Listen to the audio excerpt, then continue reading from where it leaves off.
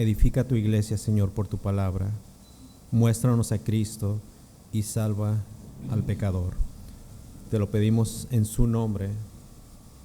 Amén. Antes de conocer a Cristo, nosotros pensábamos que lo teníamos todo.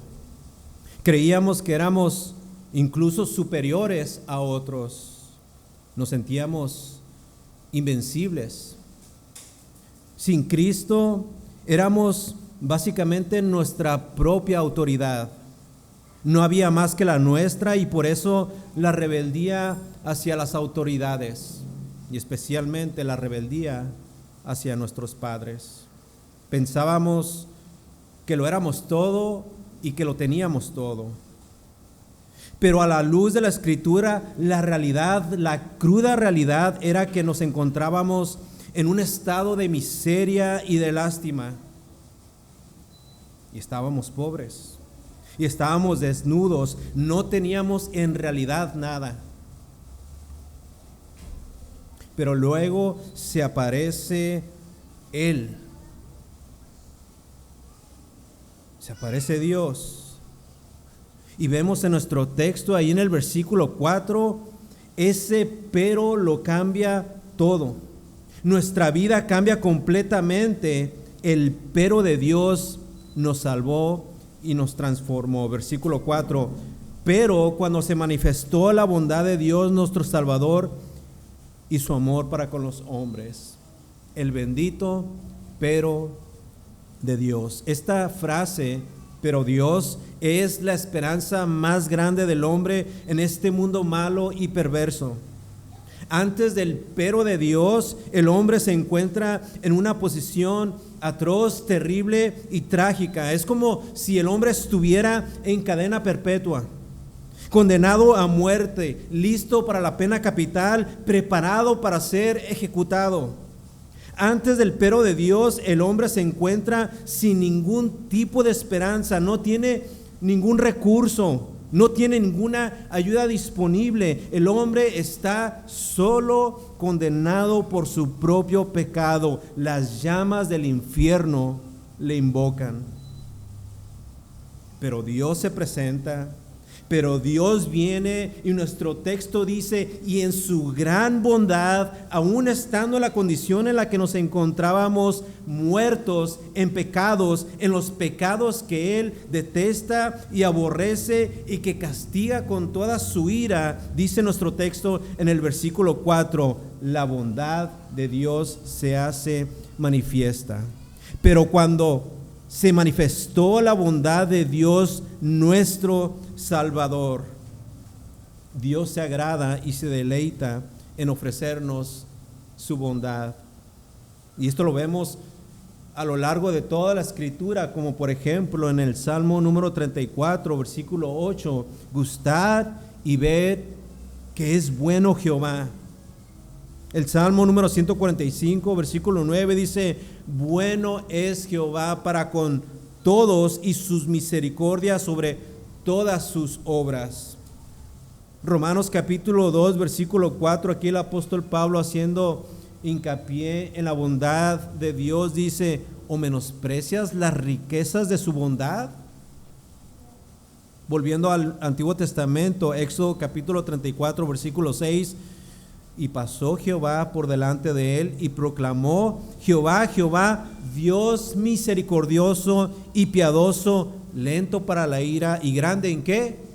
En bondad y verdad.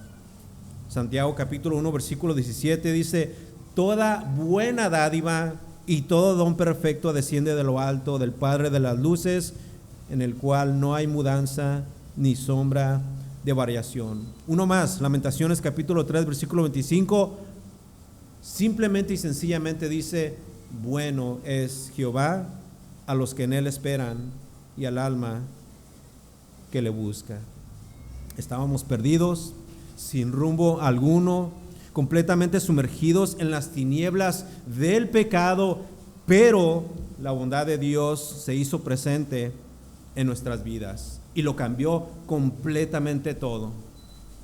No había esperanza para nosotros. Estábamos hundidos y sumergidos en las tinieblas de nuestro pecado, pero la bondad de Dios viene y nos conquista. Esto es básicamente lo mismo que Pablo les había dicho a los Efesios en el capítulo 2 de esa carta. Dice, pero Dios, noten aquí también el pero de Dios, pero Dios, que es rico en misericordia, por su gran amor con que nos amó, versículo 5, aun estando nosotros muertos en pecados, nos dio vida juntamente con Cristo, por gracia sois salvos, y juntamente con Él nos resucitó, y asimismo nos hizo sentar en los lugares celestiales con Cristo Jesús. Pero Dios, el gran, bendito pero de Dios. Versículo 4, pero cuando se manifestó la bondad de Dios, nuestro Salvador. Sobre la bondad de Dios, un comentarista dijo lo siguiente, y lo cito: una pequeña palabra elemental y sin embargo muy pobre para hacer justicia a la inmensidad del amor de Dios manifestado en nuestra salvación. Fin de la cita. Mis amados, queridos amigos, la bondad de Dios nos trae aliento, aún a pesar de quienes éramos antes. Cuando antes merecíamos toda la ira y la condenación, Dios se aparece y escuchen esto, no nos trata como pecadores, sino que nos trata conforme a su gran bondad. Pero no solamente se manifestó su bondad, o sea, Dios no solamente mostró cuán bueno fue para con nosotros, dice nuestro texto, que al mismo tiempo también se manifestó su amor, su grande amor. Noten el versículo 4 una vez más. Pero cuando se manifestó la bondad de Dios nuestro Salvador y su amor para con los hombres, una vez más, por nuestra conducta pasada, todos, sin excepción alguna, éramos dignos de condenación. Todos. Sin embargo, la Escritura nos dice que Dios tuvo amor para con nosotros. Y cabe decir que mucho, pero mucho amor. Amor como el que jamás nosotros tendremos por alguna persona. ¿Cómo lo sé? Bueno, porque Él nos ha dado la prueba más grande de esto. Y la prueba de ello fue su Hijo. Dios nos dio a su Hijo. Usualmente cuando nosotros queremos demostrar a una persona cuánto la amamos, ¿qué es lo que hacemos? Bueno, hacemos un montón de cosas. Hacemos cosas visibles que los demás puedan ver y apreciar con sus ojos. Bueno, de alguna manera, así es lo mismo para con Dios. Pero ¿saben? Él lo hace todavía de una manera más excelente, porque Él no dio cualquier cosa, Él dio a su propio Hijo, entregándolo en la cruz, en manos de inicuos, en favor de pecadores. Dios no nos dio cualquier cosa, nos ha entregado, como decimos, en charola de plata, a su Hijo, a la segunda persona de la Trinidad, al Dios encarnado, lo entregó a hombres pecadores.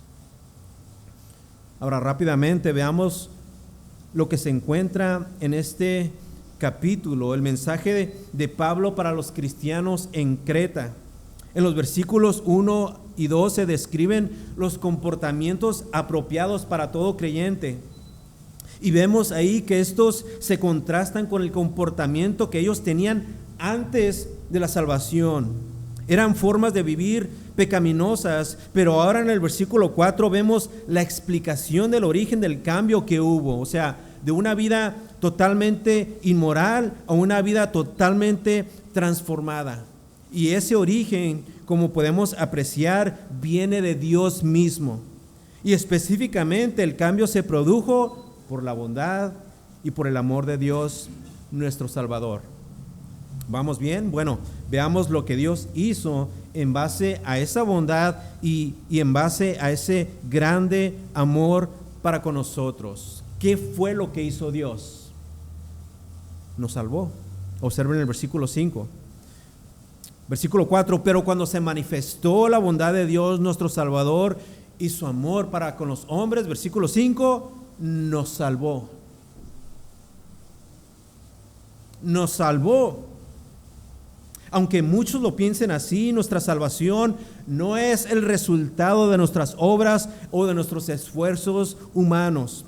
Nuestra salvación, tenemos que entender, es un acto de Dios, es una obra soberana de Dios. Lo que nos muestra que no es simplemente una obra, sino que es una obra magistral de Dios, digna de toda admiración. ¿Por qué creen? Bueno, porque nuestra salvación se basa, de acuerdo a nuestro texto, en tres cosas, o más bien en tres elementos.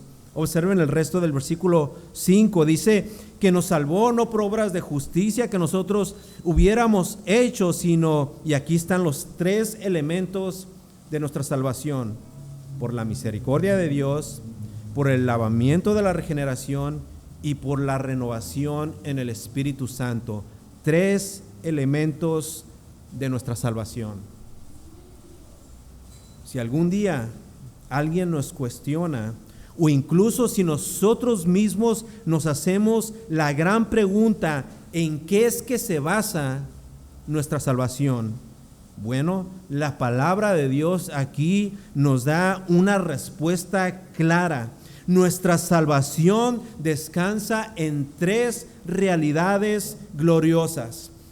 Tres elementos de nuestra salvación. Una vez más, primeramente, por la misericordia de Dios, o sea, no fuimos salvos por obras de justicia nuestras, sino por su compasión. Segundo, hemos sido salvos por el lavamiento de la generación. ¿Por qué? Porque Dios nos limpió de nuestros pecados y nos ha dado una vida nueva. Y tercero, nos ha salvado por la renovación en el Espíritu Santo, porque el Espíritu mismo nos transforma, nos vivifica, y aparte de todo eso, el Espíritu Santo nos capacita para vivir como hijos de Dios.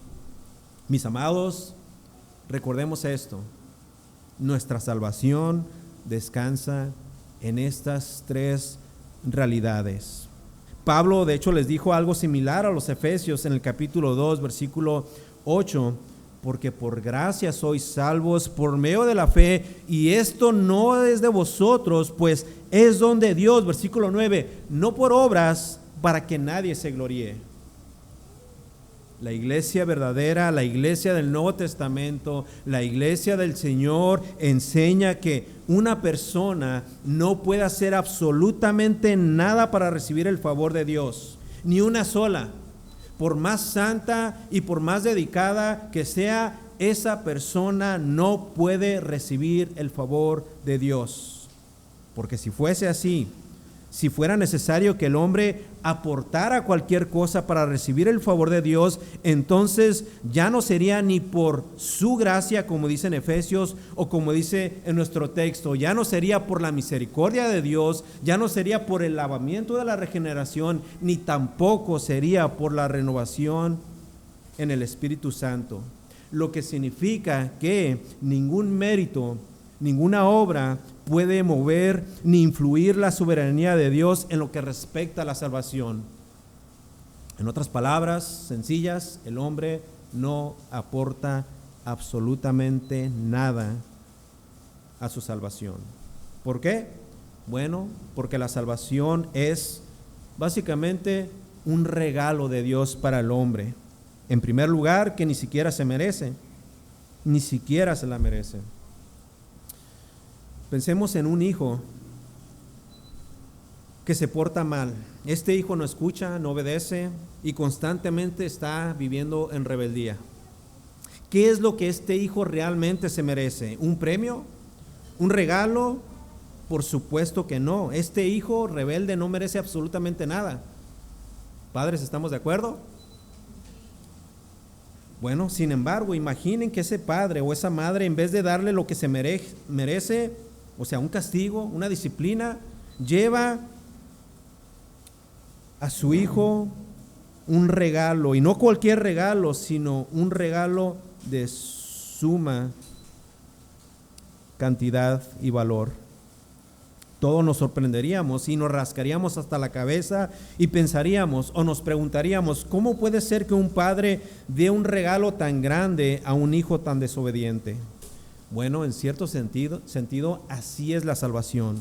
El hombre, siendo rebelde contra Dios, no merece más que el juicio de Dios.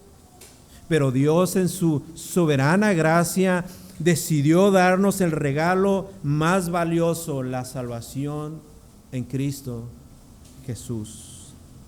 Una vez más, entonces, enfatizamos, la salvación no es por obras, no es por méritos, no es ni siquiera por obediencia humana. La salvación es un regalo inmerecido dado por pura gracia.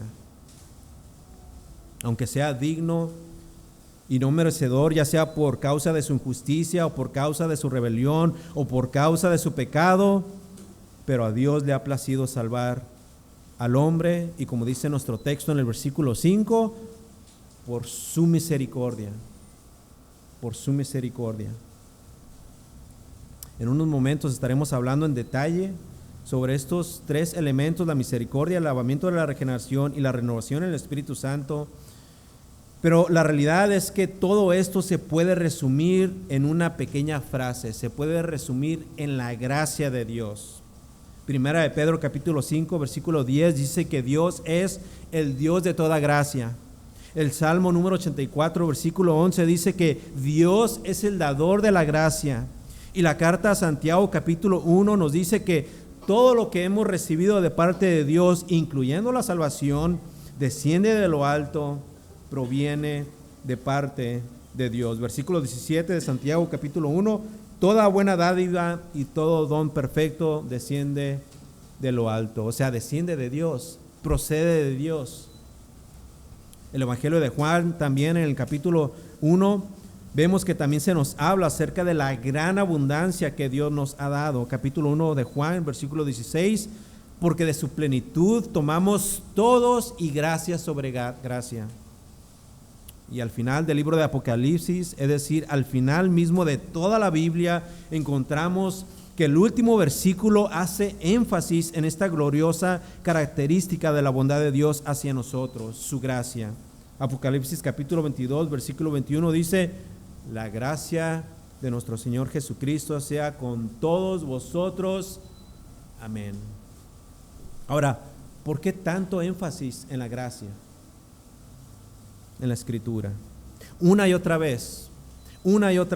Bueno, porque es esencial que nosotros como iglesia sepamos que la salvación fue proveída a nosotros solamente por gracia. ¿Por qué?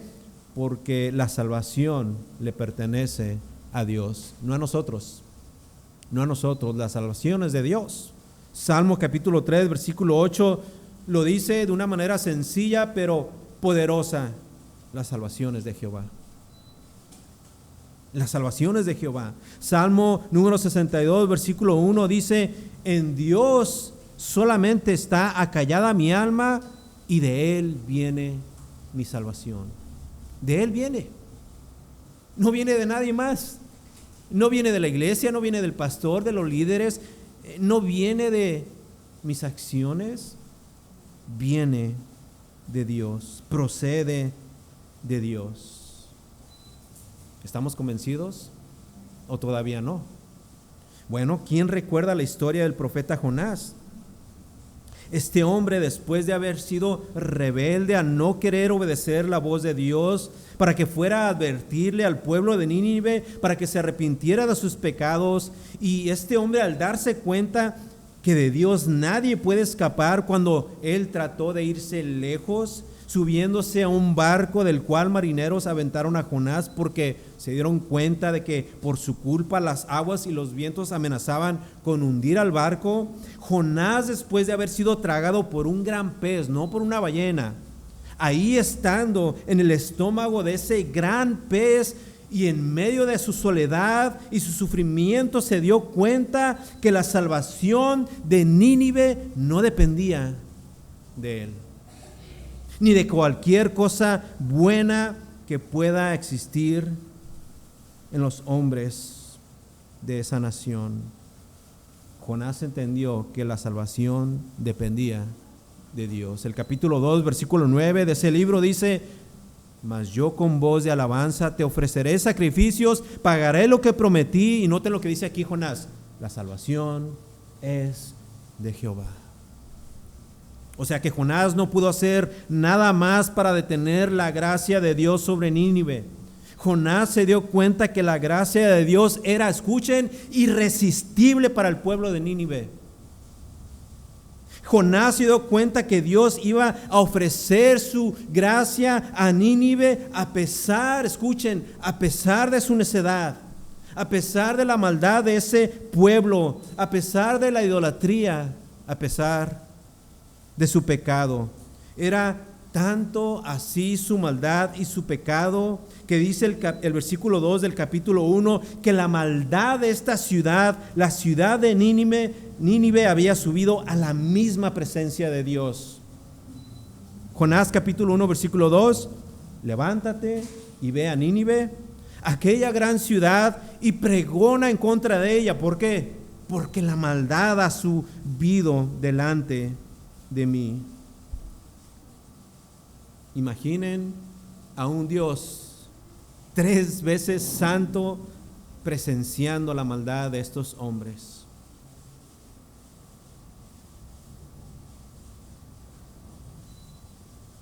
Pero aún así, Dios quería salvar a Nínive por gracia.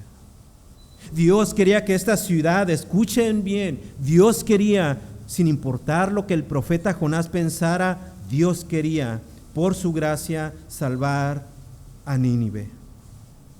Mis amados, queridos amigos, la salvación es una salvación primeramente de la ira de Dios.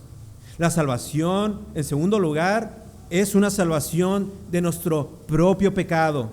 La salvación, por consecuencia, también es una salvación de la condenación eterna. La salvación que Dios ofrece hoy es una salvación que te libra de las llamas del infierno. Y esta salvación se basa únicamente en la gracia de Dios. Pero ya yendo en más detalle sobre los elementos de nuestra salvación, observemos lo que dice nuestro texto. Nuestra salvación está basada en su misericordia. Versículo 5, nos salvó, dice, no por obras de justicia que nosotros hubiéramos hecho, sino ¿por qué? Sino por su misericordia. La misericordia básicamente es el corazón compasivo de Dios hacia el pecador miserable.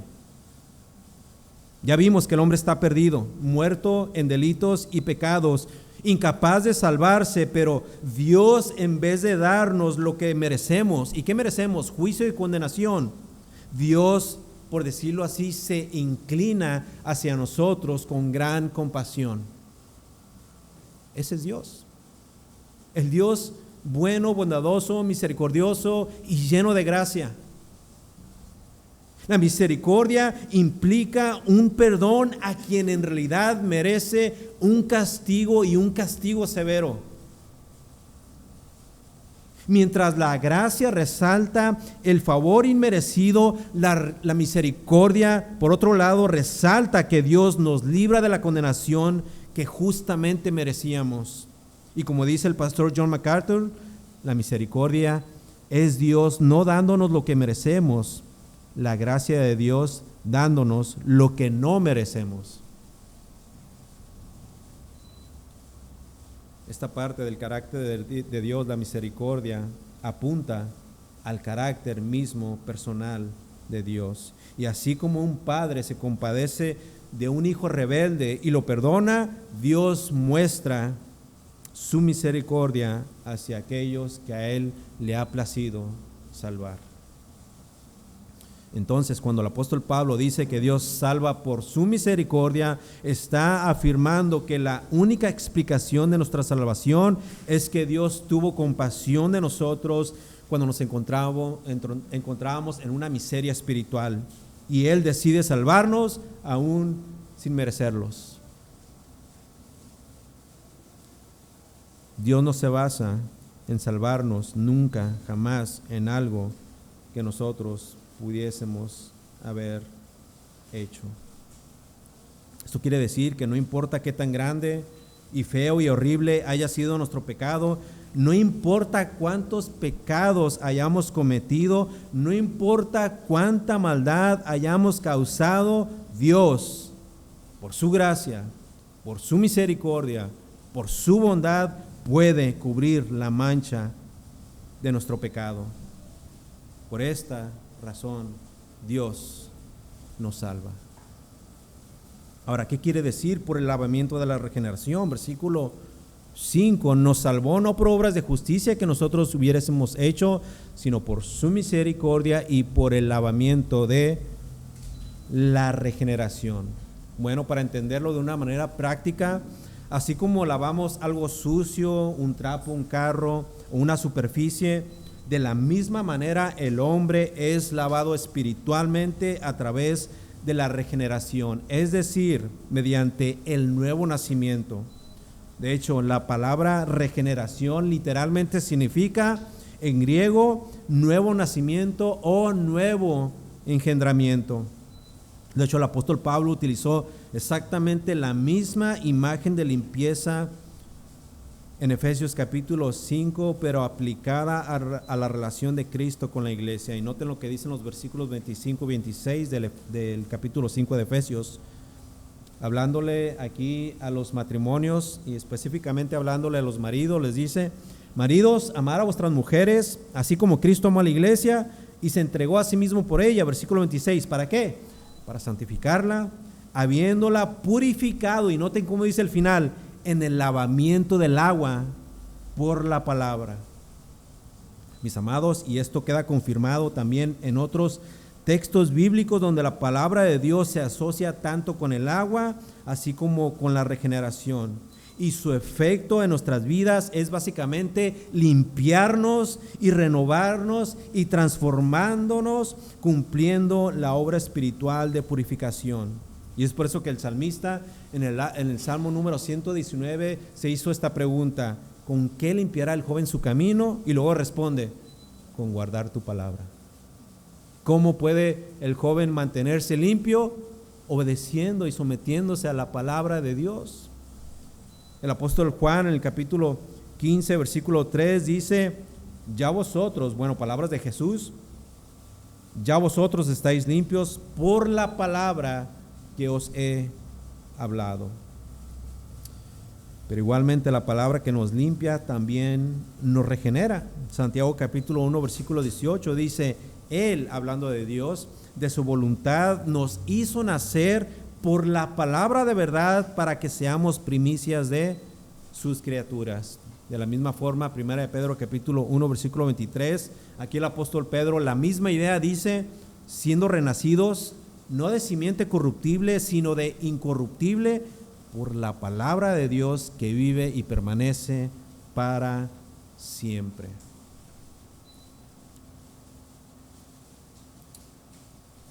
En el Antiguo Testamento, noten lo que dice el capítulo 36, versículos 25 al 27. Esparciré sobre vosotros agua limpia, y seréis limpiados de todas vuestras inmundicias, y de todos vuestros ídolos os limpiaré.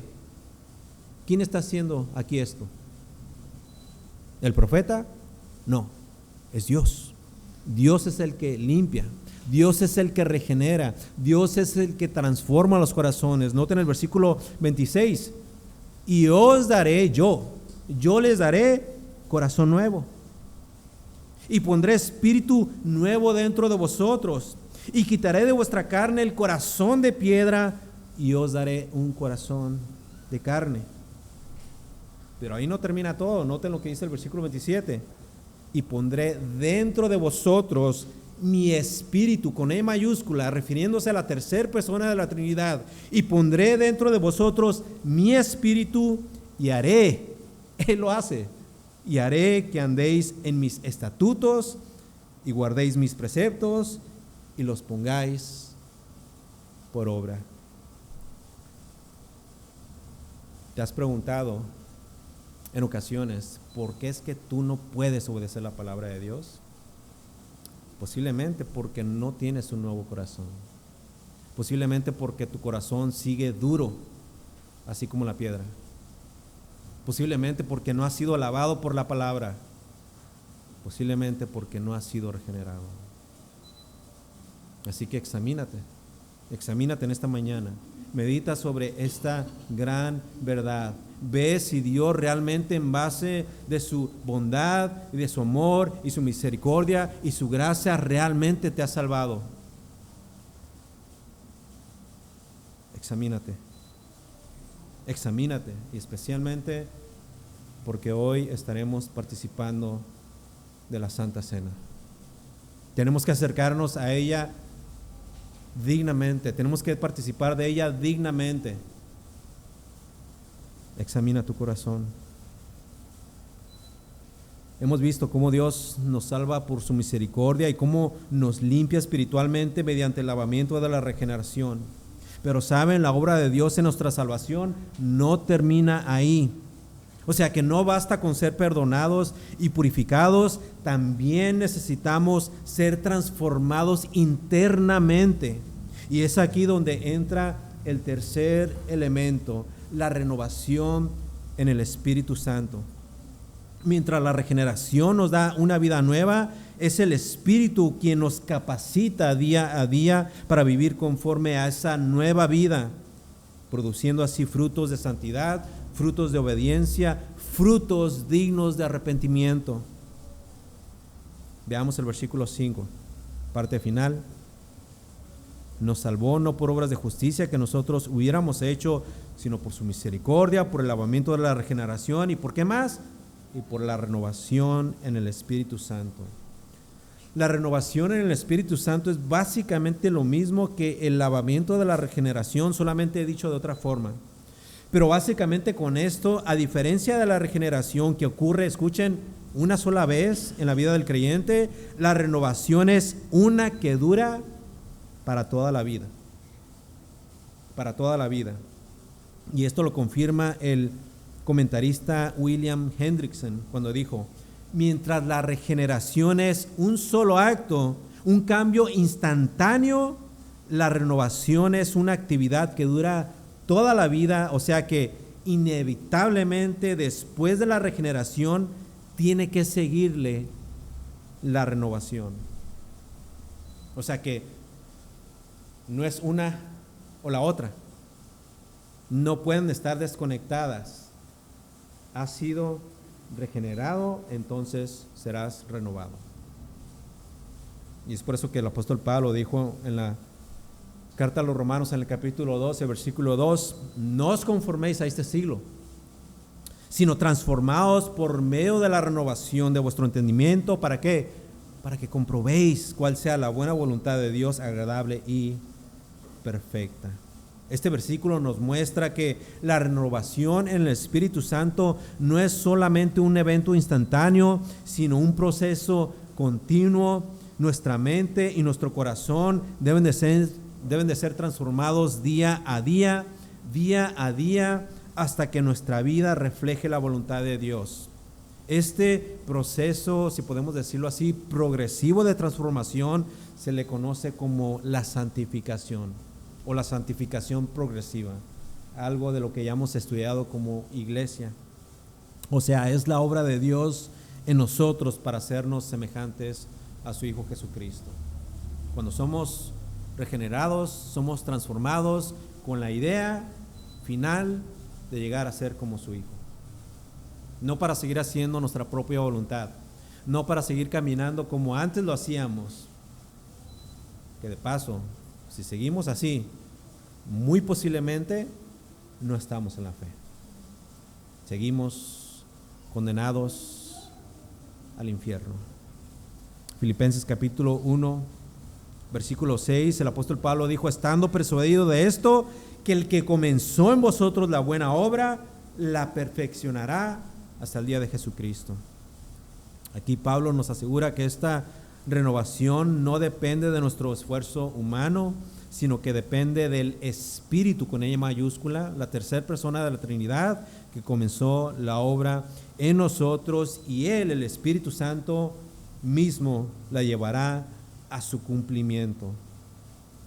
Así que la renovación en el Espíritu es la iniciativa de Dios y es el proceso transformador en nuestra vida diaria.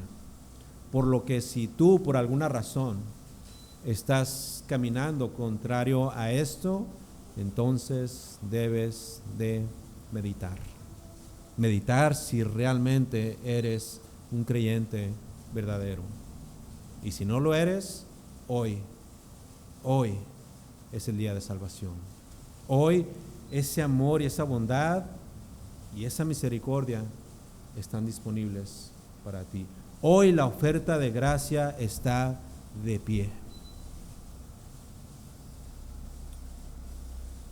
2 Corintios capítulo 3 versículo 18, por tanto, nosotros todos mirando a cara descubierta como en un espejo la gloria del Señor, noten lo que dice aquí, hablando de lo mismo, somos transformados de gloria en gloria en la misma imagen como por el Espíritu del Señor. En Gálatas capítulo 4 versículo 19, el apóstol Pablo también dice: hijitos míos, por quienes vuelvo a sufrir dolores de parto hasta que Cristo sea formado en vosotros. Eres regenerado, por ley serás renovado. Serás renovado. En todo esto, el apóstol Pablo nos hace ver que el agente por el cual todo esto es logrado es por la persona del Espíritu Santo. Y como dice MacArthur, Él, refiriéndose al Espíritu Santo, Él es el agente de la regeneración. 3 elementos de nuestra salvación. Si alguien nos llega a preguntar cómo es que tú has llegado a ser salvo, si algún día nosotros mismos nos cuestionamos cómo he llegado a la fe, cómo es que Dios me escogió a mí, por su misericordia, por el lavamiento de la regeneración, por la renovación en el Espíritu Santo. Pero saben, la obra de Dios no se detiene en el inicio de nuestra salvación. El siguiente versículo nos muestra, de hecho, la continuidad y la profundidad de esta obra soberana y divina. El Espíritu Santo que nos es derramado abundantemente sobre nosotros, viene y actúa en nuestras vidas. Esto indica que la salvación no es solamente, una vez más, un evento pasado, sino que implica una presencia continua y activa del Espíritu en nuestra vida.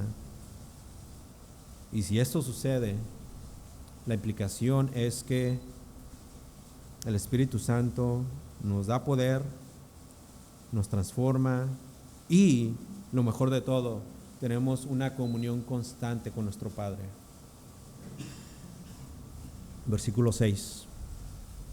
El cual derramó en nosotros abundantemente por Jesucristo nuestro Salvador. Cuando dice el cual abundó abundantemente o derramó en nosotros abundantemente, se refiere al Espíritu Santo. Por eso el final del versículo 5 dice: por la renovación en el Espíritu Santo. Versículo 6, el cual derramó en nosotros abundantemente por Jesucristo nuestro Salvador. Aquí Pablo básicamente está utilizando el mismo concepto de lo que dijo el profeta Joel en el capítulo 2 de ese libro, versículos 28 y 29. Y después de esto derramaré mi espíritu sobre toda carne, y profetizarán vuestros hijos y vuestras hijas, vuestros ancianos soñarán sueños, y vuestros jóvenes verán visiones, y también sobre los siervos y sobre las siervas derramaré mi espíritu en aquellos días. Esto obviamente comenzamos a verlos desde el nacimiento de la iglesia en Hechos capítulo 2, cuando Pedro predicó el primer sermón cristiano, pero de hecho es algo que hoy mismo podemos ver y apreciar cuando los hombres vienen a Cristo en fe y en arrepentimiento. Dios derrama abundantemente, versículo 6, por Jesucristo, al Espíritu, la tercera persona de la Trinidad, a todos nosotros. Abundantemente, versículo 6, por Jesucristo nuestro Salvador. Noten que aquí, junto con el Espíritu Santo, Jesucristo, nuestro Salvador, salva a los hombres. O sea, es una obra divina en donde las tres personas de la Trinidad están trabajando en conjunto para salvarnos. El Padre salva, el Hijo también y el Espíritu Santo también. Romanos capítulo 8, versículo 2, esto es lo que Pablo en esencia está expresando. Porque la ley del Espíritu de vida en Cristo Jesús me ha librado de la ley del pecado y de la muerte. O sea que así como la regeneración y la renovación son obra del Espíritu, es Cristo quien mediante su sacrificio y su gracia nos libera del poder del pecado y nos da vida nueva. La salvación es una obra conjunta. Cristo nos salva y el Espíritu Santo nos transforma desde adentro.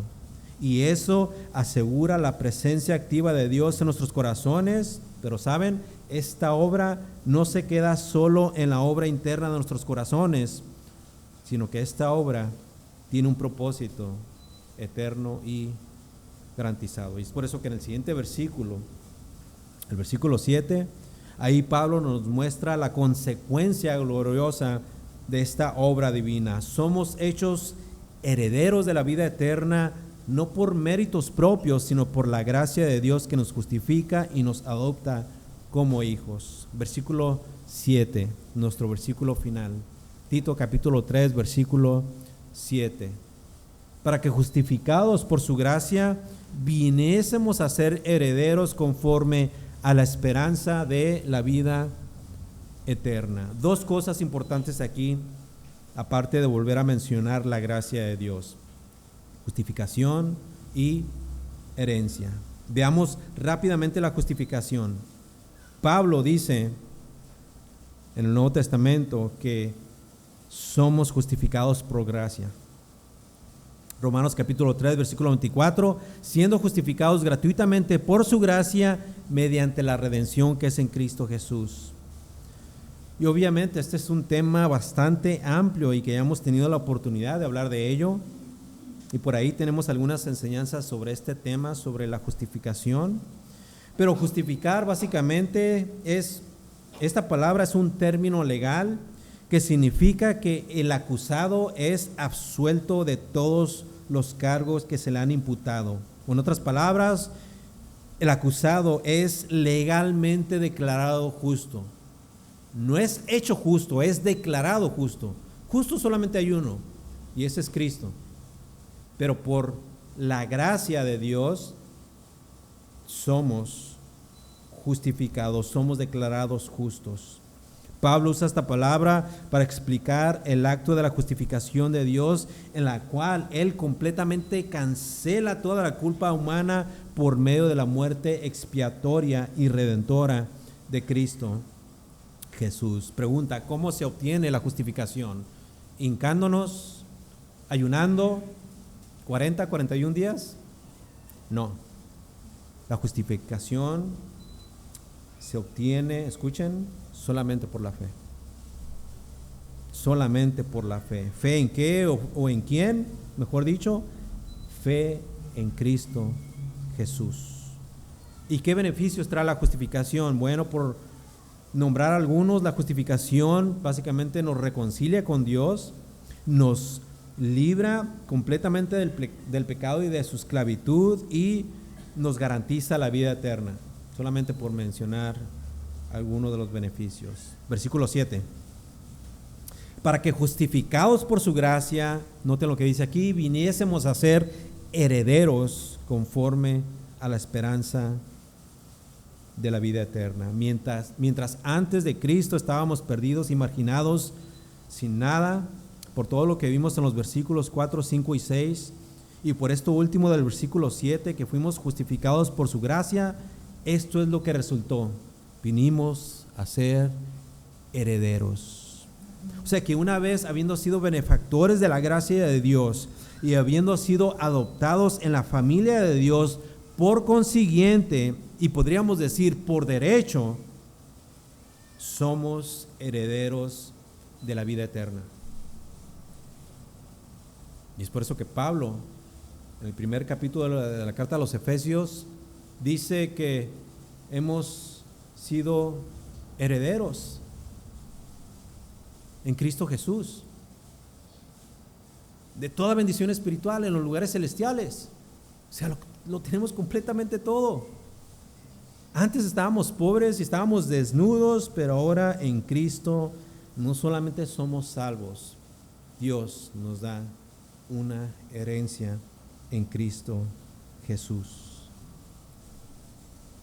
Ahora, esto por si no fuera ya demasiado, nos hace coherederos con nuestro amado Salvador. Y esto es lo que Pablo dice en Romanos capítulo 8, versículo 17.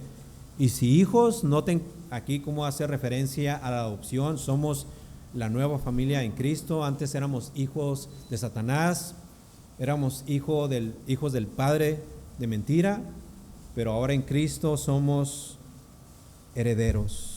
Somos parte de su familia y somos herederos. Y noten lo que dice el versículo 17 de Romanos 8: herederos de Dios y coherederos con Cristo, si es que padecemos juntamente con Él, para que juntamente con Él seamos glorificados. Mis amados, este pasaje, Tito capítulo 3, versículos del 4 al 7, nos llama a básicamente reconocer que nuestra dependencia reposa solamente en Dios, solamente en Él. Ningún mérito, ninguna obra nuestra puede contribuir a nuestra salvación. Todo es por gracia, todo es don de Dios. Pero también este pasaje nos exhorta y al mismo tiempo nos desafía a vivir como personas que han sido transformadas, dejando que el Espíritu Santo renueve nuestra mente y transforme nuestro corazón para que nuestra vida entonces refleje la perfecta voluntad de Dios. Antes no podíamos obedecer los mandamientos, ¿cierto? Eran una carga tremenda para nosotros. Podíamos intentar, pero siempre fracasábamos. Pero ahora, como tenemos todos los beneficios de nuestra salvación y tenemos a la tercera persona de la Trinidad en nosotros, somos capacitados para vivir conforme a ello. Así que si hoy tú no conoces a Cristo, la invitación es clara: acércate a aquel que por misericordia y por la regeneración y por el Espíritu Santo puede darte vida. Acércate, acércate. La Biblia dice que el reino de los cielos solamente le pertenece a aquellos que son valientes. No vivas más en cobardía. No te escondas detrás de tu pecado. Ven a Cristo hoy. Él te puede salvar en base a su bondad y en base a su misericordia. Mira a la cruz, el acto más sublime de amor, y entrégate completamente a Él. No demores más, no esperes para el día de mañana. Es más, no esperes salir de este lugar. Ven a Cristo. Ven a Cristo confesando cada y uno de tus pecados. Dios te puede perdonar. Arrepiéntete de tu maldad. Ven a Cristo, sé limpio de tu maldad. Permite que la palabra de Dios pueda limpiarte completamente, que Dios pueda borrar tu pecado, lanzarlo hasta lo más profundo del mar para nunca más acordarse de ellos. Ven a Cristo hoy. No importa tu edad, no importa tu sexo. Ven a Cristo hoy. Y si eres salvo, entonces deja que esta verdad guíe tu vida diaria. Vive agradecido, vive como una persona que realmente ha sido transformada. Y al mismo tiempo, no te quedes callado, no te quedes sentado. Ve y comparte la gloriosa verdad de esta palabra. Que el Señor nos ayude a todos y que entendamos siempre y por toda la eternidad de que todo lo que hemos recibido es por gracia, todo es de parte de Dios y todo es para su gloria. Oremos. Señor, gracias, porque como cada domingo, Cada día del Señor tú te haces presente. Como cantamos, Señor, y como oramos, muestra a Cristo, realmente creemos que lo has mostrado. Porque ahí está Él en tu palabra. Él es la palabra, Él es el Logos, Él es la palabra eterna. Gracias por mostrarlo, Señor. Ahora te pedimos, Señor, que nos bendiga, Señor, por lo que hemos escuchado. Que nos exhorte, Señor, de tal manera que podamos someternos bien a ella. Y que por tu palabra, Señor, y por tu amor y por tu gracia puedas salvar, Señor, al perdido. Haz esto, Señor, en el nombre de Cristo, nuestro amado y bendito Salvador. Amén.